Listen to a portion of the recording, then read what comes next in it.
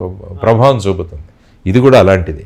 ఎక్కడైతే ఈ మిస్యూఫ్ మాంగర్స్ ఉన్నారో వీళ్ళను వెంటనే కనుక గుర్తించి వాళ్ళ మీద చర్యలు తీసుకొని ఒక స్పెషల్ 6 నెలల్లో ఈ కేసులన్నింటినీ కూడా మేము ప్రత్యేకమైన మ్యాజిస్ట్రేట్లను పెట్టి చేస్తామని హైకోర్టుకు రిక్వెస్ట్ చేసి మనం ఆ ఫెసిలిటీస్ ఇచ్చి ఇవి చేయగలిగితే భయం పడుతుంది వీళ్ళందరిలో కూడా. అంటే చట్టాన్ని చేతుల్లోకి తీసుకుంటే ఏమవుతుంది, ముఖ్యంగా ఎలక్షన్లో అన్న మెసేజ్ వాళ్ళకి వెళ్ళాలి ఈ మిస్యూఫ్ మాంగర్స్కి. అప్పుడే సమాజం శాంతతో ఉంటుంది, లేకుంటే అశాంతి నిండిపోతుంది. ఏం కాలేదు మాకు, ఏం చేశారు, ఆ విధంగా నెగటివిటీ అన్నది త్వరగా ప్రచారం అవుతుంది పాజిటివిటీ కన్నా. మంచి అన్నది ఎప్పుడు కూడా చాలా సమయం తీసుకుంటుంది సమాజంలో విస్తృతంగా వెళ్ళడానికి. చెడు అన్నది చాలా త్వరగా వెళ్ళిపోతుంది. కాబట్టి ఈ చెడు ఎలిమెంట్స్ని ప్రమోట్ చేస్తున్న వాళ్ళందరినీ కూడా మనం కంట్రోల్ చేయగలగాలంటే ఇటువంటి మార్గాలు మనం ఎంచుకోవాలి. సార్ ఇక్కడ ఒక పర్సనల్ క్వశ్చన్ అడుగుతున్నాను సార్. అంటే యాక్చువల్గా ఇప్పుడు జయభారతి పార్టీ పెట్టారు, మీ ఆశయాలను తీసుకుని వెళ్తున్నారు జనాల్లోకి. కానీ జేడీ లక్ష్మీనారాయణ గారు ఎప్పుడు ఒక సెంట్రిక్ పర్సన్గా అంటే టాప్ లీడర్గా ఉండాలనుకున్నారు, నెంబర్ 1 పొజిషన్లో ఉండాలనుకున్నారు. దానివల్లనే పవన్ కళ్యాణ్ గారితో విభేదించి బయటకు వచ్చేశారు. ఇందాక కూడా నేను వస్తూ ఉంటే ఒక కుర్రాడు అంటే ఫస్ట్ టైం ఓటరు నాతో అన్నమాట, జేడీ లక్ష్మీనారాయణ గారు ఆ పార్టీలో ఉండుంటే ఇప్పుడు వైజాగ్ ఎంపీ అయ్యేవారు అని అన్నాడు నాతో ఒక కుర్రాడు ఇందాక. సో కాదు, అట్లాగేమైనా ఉందా, మీరు అంటే నెంబర్ 1 ప్లేస్లో నేను ఉండాలి, సో ఇద్దరు నెంబర్ 1 ప్లేస్లో ఉండడం వల్ల అక్కడ ఫిట్ కాకపోవడం వల్ల బయటకు రావడం జరిగిందా? నేను ఎప్పుడు కూడా రాష్ట్రం నెంబర్ 1గా ఉండాలని కోరుకుంటాను, నేను నెంబర్ 1గా ఉండడం కాదు. దానికోసం ఏంటంటే నిర్దిష్టమైన ఐడియాలు మనకు ఉంటాయి. ఆ ఐడియాలను అమలు చేయాలి అంటే ఏమవుతుందంటే మనకు ఆ విధమైన వాతావరణం కావాలి. నేను ఇప్పుడు అదే అంటున్నాను, ఈవెన్ ఎన్నికల్లో రిజల్ట్స్ వచ్చిన తర్వాత కూడా అందరం కలిసి పనిచేద్దామని నేను అంటున్నాను, కానీ నా మాటే నెగ్గాలి అని నేను అనట్లేదు. ఇప్పుడు అందరం కలిసి పనిచేసి రాష్ట్రాన్ని నెంబర్ 1లో పెడదామని అనుకుంటాను. ఎందుకంటే నేను సుస్పష్టంగా నా భావాలను వ్యక్తం చేసే వ్యక్తి. కానీ రాజకీయ పార్టీల్లో ఎలాగుంటుందంటే ఆ విధంగా సుస్పష్టంగా అభిప్రాయాలు వ్యక్తం చేసే వాళ్ళకి పెద్ద నాకు నచ్చకపోవచ్చు చాలా చోట్ల. ఈ పర్టికులర్ కేసులో నేను చెప్పట్లేదు, జనసేన గురించి నేను మాట్లాడట్లేదు. కానీ మిగతా పార్టీల్లో కూడా ఎక్కడైనా చూడండి ఒక డిసెంట్ వాయిస్ ఎక్కడైనా ఉంటుందా? ఇప్పుడు ప్రస్తుత పార్టీ తీసుకుంటే, ప్రస్తుత ప్రభుత్వం తీసుకుంటే ఎమ్మెల్యేలకు వాళ్లకు 2 సంవత్సరాలకు 3 సంవత్సరాలకే ముఖ్యమంత్రితో కలిసే అవకాశం కూడా లేదని విన్నాను నేను. ఇంకా అభిప్రాయాలు వ్యక్తం చేసేది ఏముంది, వన్ వే కమ్యూనికేషన్, అటునుంచి ఇస్తే వినడమే. కానీ యాక్చువల్గా నేను అనేది ఏంటంటే ప్రజాస్వామ్యంలో చర్చలు జరగాలంటాను నేను. ప్రతి విషయం మీద చర్చ జరగాలి, ప్రతి ఒక్కరూ వాళ్ళ అభిప్రాయాన్ని వ్యక్తం చేయగలగాలి. ఎప్పుడైతే ఇతర వ్యక్తి యొక్క అభిప్రాయం నాకన్నా మంచిదనిపిస్తే దాన్ని యాక్సెప్ట్ చేసుకునే పెద్ద మనసు కూడా ఉండాలి అందరికీ. అయ్యో వీరికి ఎక్కువ తెలిసే అన్నది సాధారణంగా ఏంటంటే పొలిటికల్ పార్టీల్లో ఎవరైనా ఎదుగుతుంటే వాళ్ళని నొక్కేదానికి ప్రయత్నం చేస్తుంటారు. ఎందుకంటే ఎప్పుడు కూడా లీడర్షిప్ ఎప్పుడు కూడా ఫాలోయర్స్ ఎక్కువ కావాలనుకుంటారు, కానీ లీడర్స్ ఎక్కువ కావాలని కోరుకోరు పార్టీలో. అందుకనే అన్నాను, మంచి లీడర్కి మీడియాకర్ లీడర్కి తేడా ఏంటంటే మంచి లీడర్ ఎప్పుడు కూడా మిగతా వాళ్ళను తన స్థాయికి తీసుకురావడానికి ప్రయత్నిస్తాడు. మీడియాకర్ కానీ ఈ పూర్ లీడర్స్ ఏమంటారంటే ఎవరు ఎదగకూడదు, మనం ఏం చెప్తే అది ఫాలో అవ్వాలి అని అంటారు. మోనోపలి ఉండకూడదు. అది చాలా పార్టీల్లో మనం చూస్తున్నాం. సో ఆ విధంగా ఉండకూడదు. ఎప్పుడు కూడా పార్టీ నాయకులు ఎప్పుడు కూడా స్వతంత్ర గొంతుకలని, స్వతంత్ర ఆలోచనలని మనం తీసుకొచ్చి బ్రాడ్ మైండెడ్గా అందరినీ ఆలోచించగలం. సార్ ఇలాంటి ఆలోచన ధోరణి ఎక్కువగా ఈ ప్రాంతీయ పార్టీలోనే ఉంది కదండి, అంటే జాతీయ పార్టీలో ఉండదేమో అండి, ఉంటుందా అండి అక్కడ కూడా? జాతీయ పార్టీలు కూడా నాయకత్వం ఎలా ఉంది అన్న దాని మీద ఆధారపడి ఉంటుంది. ఫర్ ఎగ్జాంపుల్ ప్రస్తుతం ఉన్న భారతీయ జనతా పార్టీ తీసుకుంటే 2 వ్యక్తులే శాసిస్తున్నారు మొత్తం దేశ రాజకీయాలని. ఆ పార్టీలో వీళ్ళిద్దరి పేర్లే వినపడతాయి, మోడీ గారు అమిత్ షా గారి పేర్లే వినపడతాయి, మిగతా వాళ్ళ పేర్లు వినపడలేదు. అదే మీరు ఇక్కడ చూసుకుంటే కాంగ్రెస్లో చూసుకుంటే కొంతమంది లీడర్స్ కనపడతారు. సోనియా గాంధీ గారు కావచ్చు, రాహుల్ గాంధీ గారు కావచ్చు, మల్లికార్జున ఖార్గే కావచ్చు, కేసీ వేణుగోపాల్ గారు కావచ్చు, కొప్పుల రాజు గారు కావచ్చు, ఇలా రకరకాల కమిటీల్లో ఉన్న వాళ్ళ పేర్లు అక్కడక్కడ వినపడుతుంటాయి. అప్పట్లో అనేవారు కదా సార్, కాంగ్రెస్ పార్టీలో రాష్ట్ర వ్యాప్తంగా ఎలక్షన్ నడిస్తే ప్రతి ఒక్కరు సీఎం క్యాండిడేట్ అని. అంతే కదా. ఇప్పుడు చూసుకుంటే తెలంగాణలో కూడా ఏమైంది, ఎంతమంది సీఎం క్యాండిడేట్లు ఎమర్జ్ అయ్యారు అక్కడ. కానీ ఇక్కడ అలా కాదు కదా, నేను సీఎంగానే వస్తానంటారు అసెంబ్లీకి. అంటే ఇట్స్ ఆల్ రివాల్వ్స్ అరౌండ్ 1%. అంతే కదా, ఆయన అదే అన్నారు కదా, నేను మళ్ళా అసెంబ్లీలోకి ముఖ్యమంత్రిగానే అడుగు పెడతానన్నారు ఆయన.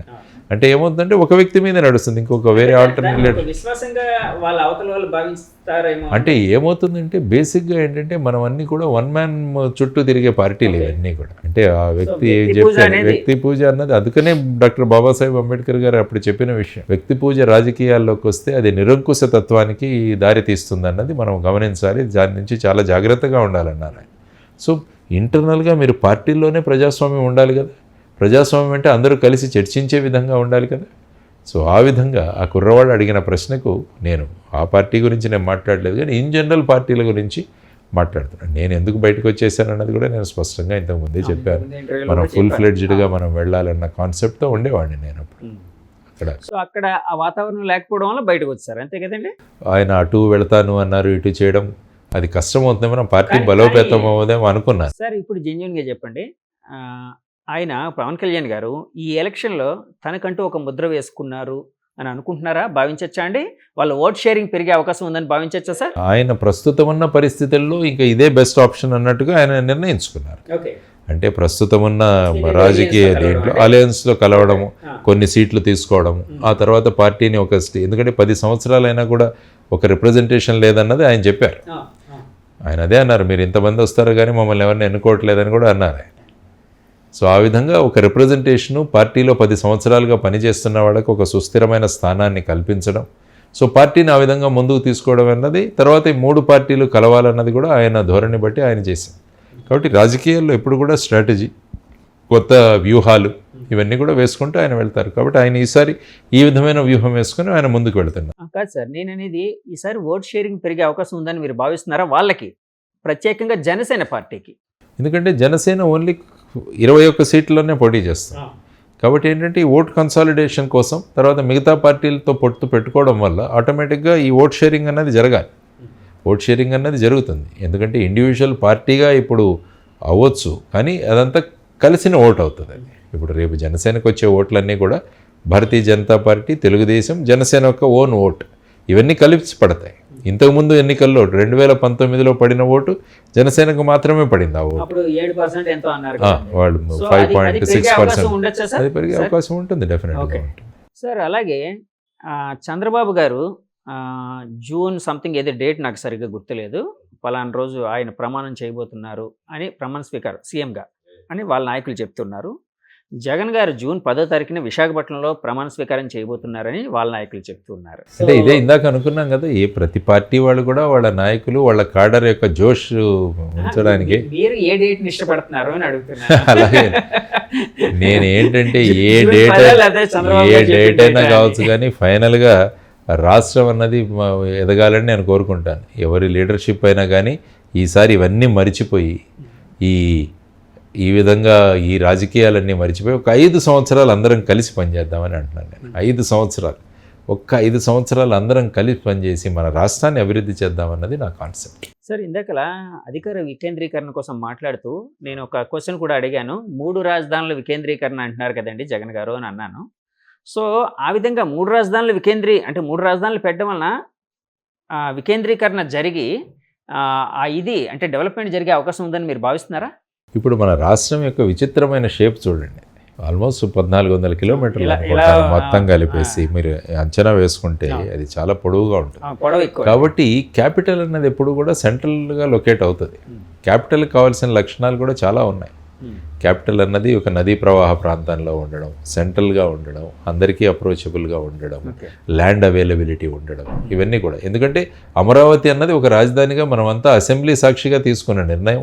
ప్రధానమంత్రి గారు వచ్చి అక్కడ శంకుస్థాపనలో పార్టిసిపేట్ చేయడం, వాళ్ళు సుమారుగా 2500 కోట్ల రూపాయల గ్రాంట్స్ ఇవ్వడం, ఇక్కడ ఇన్ఫ్రాస్ట్రక్చర్ డెవలప్ అవ్వడము, ఆ తర్వాత ప్రభుత్వాలు మారడం, ఆ తర్వాత ఈ విధమైన భూమికి తీసుకోవడం, మనం ఆల్రెడీ ఇది డిసైడ్ చేసుకున్నాం ఒకటి చేద్దామని.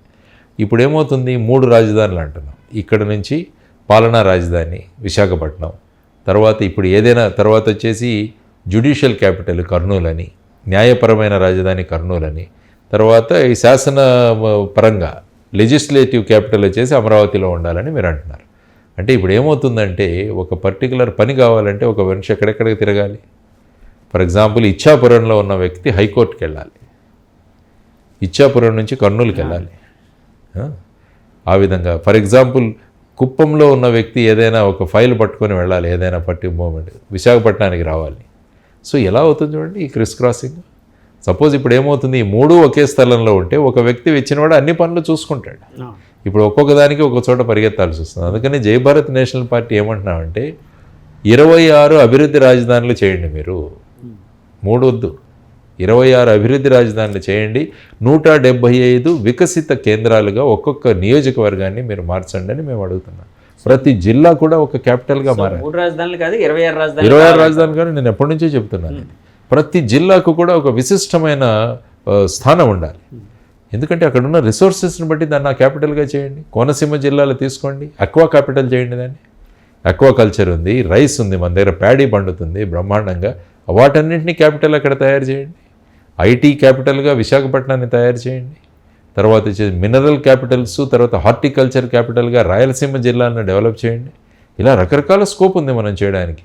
డైరీ క్యాపిటల్గా మీరు చిత్తూరు ఆ జిల్లాని డెవలప్ చేయండి. ఎందుకంటే అక్కడ వాతావరణం కావచ్చు, అక్కడ ఉన్న ఇది కావచ్చు, ఆ విధంగా మీరు తయారు చేయొచ్చు. ఒక్కొక్క జిల్లాని మినరల్ క్యాపిటల్ చేయొచ్చు, ట్రాన్స్పోర్టేషన్ క్యాపిటల్.